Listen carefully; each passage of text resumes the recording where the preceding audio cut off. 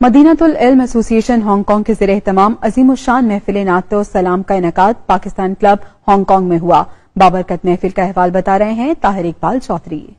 Pakistan club Hong Kong میں محفل نعت کا آغاز بعد از نماز مغرب تلاوت کلام پاک سے ہوا، جس کی سعادت صاحبزادہ محمد اسد صدیق نقشبندی نے حاصل کی۔ آرگنائزر مدینۃ العلم ایسوسی ایشن ہانگ کانگ سید رضا شمسی نے محفل نعت میں آمد پر شرکاء کو خوش آمدید کہا۔ مقامی ثناخوان حضرات نے اپنے اپنے مخصوص انداز میں نعت رسول مقبول صلی اللہ علیہ وآلہ وسلم پیش کی۔ محفل سے خطاب کرتے ہوئے چیف امام ہانگ کانگ مفتی محمد ارشد مولانا گوہر عباس امی اور علامہ نسیم نقشبندی نے آپ صلی اللہ علیہ وآلہ وسلم کی شان میں کلام لکھنے والے اہل بیت و صحابہ کرام اور بزرگان دین کو خراج عقیدت پیش کیا۔ مقررین نے کہا کہ آپ صلی اللہ علیہ وآلہ وسلم کی سیرت طیبہ پر چل کر ہی دنیا اور آخرت میں کامیابی حاصل کی جا سکتی ہے۔ محفل نعت و سلام میں تمام مکاتب فکر سے تعلق رکھنے والے علماء کرام اور ثناخوان حضرات، مختلف تنظیموں کے عہدے داران سمیت کونسلر